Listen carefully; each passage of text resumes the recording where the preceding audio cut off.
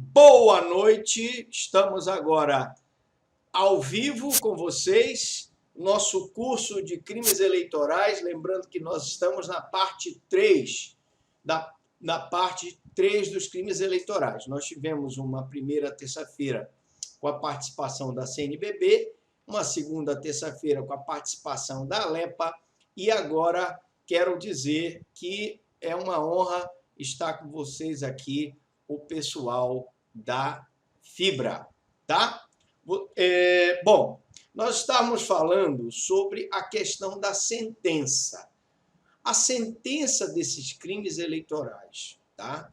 Que julgar ação penal pela infração de qualquer desses crimes previstos no Código Eleitoral 322, 323, 24, 25, 26, 28, 29, 31, 32, 33 e 34 e 35, só para dar um exemplo, eu vou pegar aqui o crime de corrupção eleitoral, que foi falado na aula passada, que é o ato do eleitor ele vender o seu voto. Então, o candidato oferece tijolo, areia, pedra, cimento, e aquele eleitor ele vende o voto dele, e aquele eleitor que se vende pratica corrupção passiva eleitoral, e o que compra, o candidato que compra, ele pratica corrupção ativa. Esses crimes, a sentença que julgar esses crimes, deve o juiz verificar, de acordo com o livre convencimento, se o diretório local do partido, por qualquer dos seus membros, concorreu para a prática do delito ou dela se beneficiou conscientemente.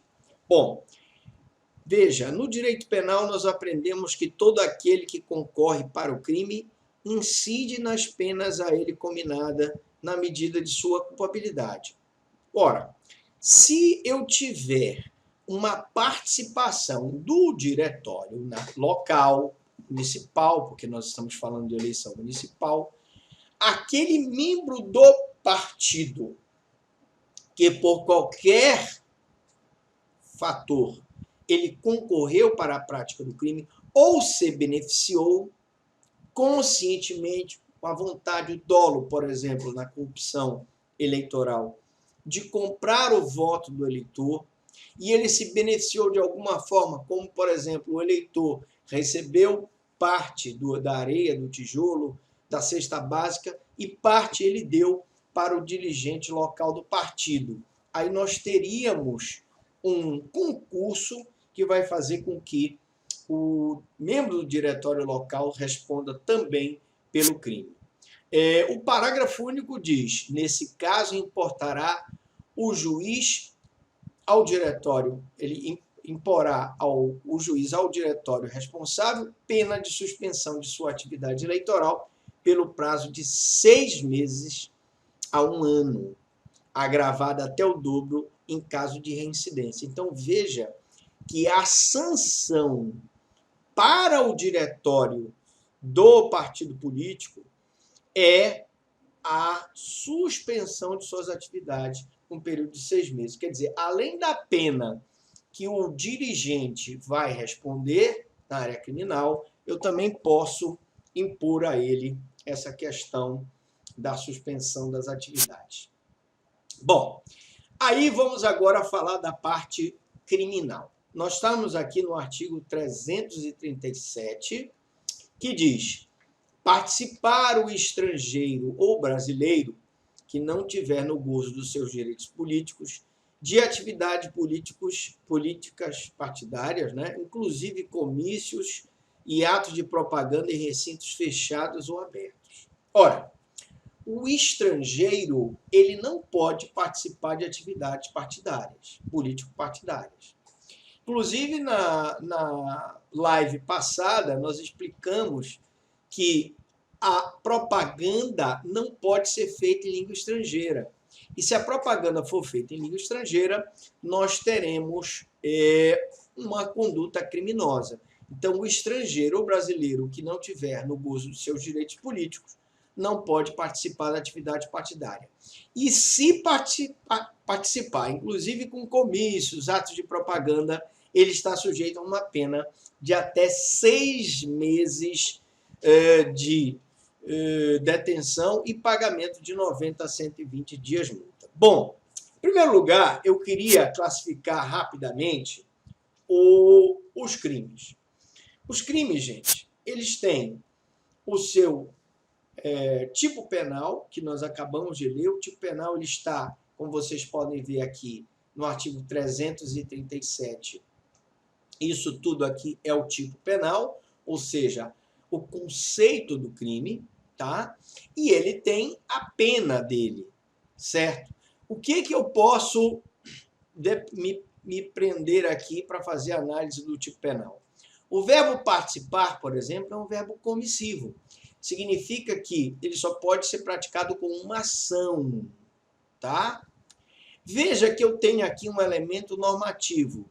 Não estiver no gozo dos direitos políticos. Porque se ele estiver no gozo dos direitos políticos, eu não tenho crime, certo? E aqui na pena eu posso classificar esse crime aqui como um crime de menor potencial ofensivo. Por quê? Porque a pena máxima dele não é superior a 2 anos. Você, meu amigo aluno que está ouvindo aí a nossa live, vai me perguntar: professor Franklin, o que é crime de menor potencial ofensivo? É aquele que não se lava o flagrante delito, não se arbitra fiança, e ele vai ser processado e julgado pelo juizado especial. Qual a diferença?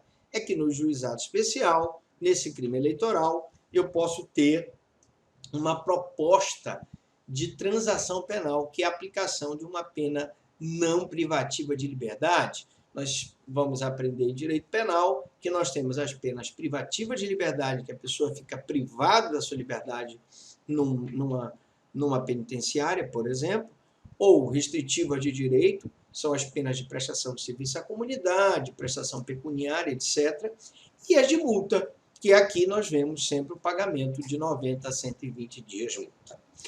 Bom, o artigo 338, que é o seguinte, é mais simples porque ele diz: não assegurar ao funcionário postal a prioridade prevista no artigo 239 do Código Penal. Prioridade postal significa aquelas situações de justificativa de voto, aquelas situações em que se manda pelo correio uma justificativa de que aquele eleitor não vai votar na sua sessão para justificar o voto. Ora, essa situação vai fazer com que a pessoa incida num crime e a pena é o pagamento de 30 a 60 dias multa. Veja que objetividade jurídica, o bem jurídico protegido pelo direito penal aqui nesse crime eleitoral é a segurança jurídica das eleições. O sujeito passivo, qualquer pessoa, tá? Se ele for não exigir uma qualificação especial. E ele será próprio quando ele exigir uma qualificação especial. Na hora em que eu digo não assegurar ao funcionário postal a prioridade prevista, funcionário postal exige uma qualificação especial à norma. Logo, eu vou dizer aqui que esse crime é próprio, porque exige uma qualificação especial. O sujeito passivo, que é a pessoa que foi lesionada por essa conduta, é sempre o Estado, que é ele que tutela os bens jurídicos, e o eleitor prejudicado com a conduta. Bom, o 339 é o ato de destruir, suprimir, ocultar urna contendo votos ou documentos relativos à eleição. Imagine, por exemplo, que alguém pega a urna eletrônica e destrói, suprime, oculta. Imagine, por exemplo, uma votação em que a urna eletrônica deu problema, uma urna daquelas de lona, faz uma votação manual, é possível, se der problema a urna eletrônica.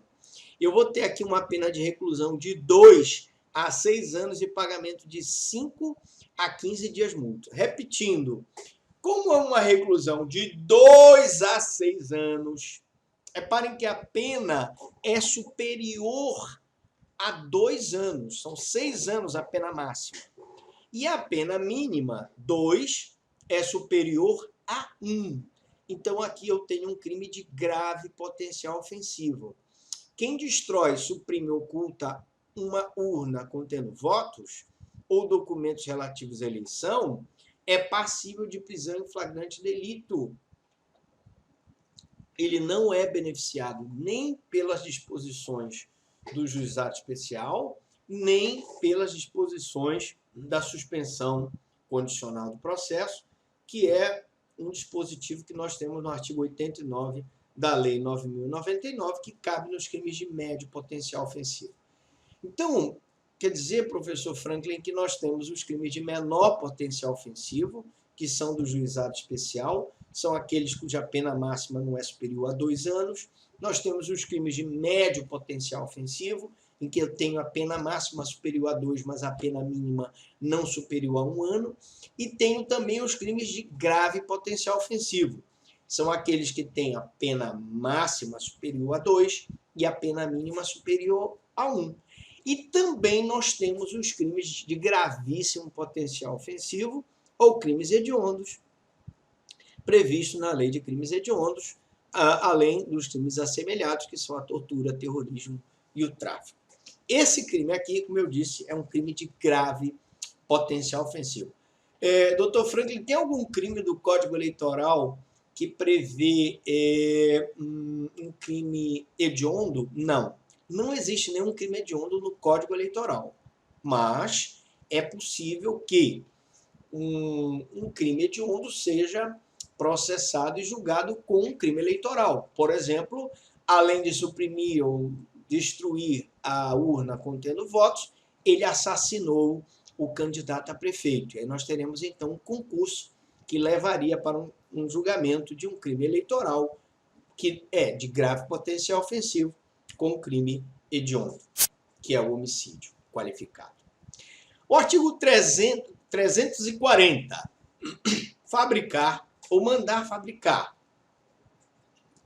adquirir, fornecer, ainda que gratuitamente, subtrair ou guardar urnas, objetos, mapas, cédulas ou papéis de uso exclusivo da Justiça Eleitoral. Imagine que alguém conseguisse fabricar ou adquirir, fornecer, ainda que gratuitamente, subtrair uma urna eletrônica, guardar essa urna ou qualquer objeto relacionado ao uso exclusivo da Justiça Eleitoral. A pena seria de reclusão de até 3 anos e pagamento de 3 a 15 dias multa. Como a pena máxima é superior a 2 anos, eu teria aqui também um crime de grave potencial ofensivo. Nós temos também um retardamento de publicações eleitorais.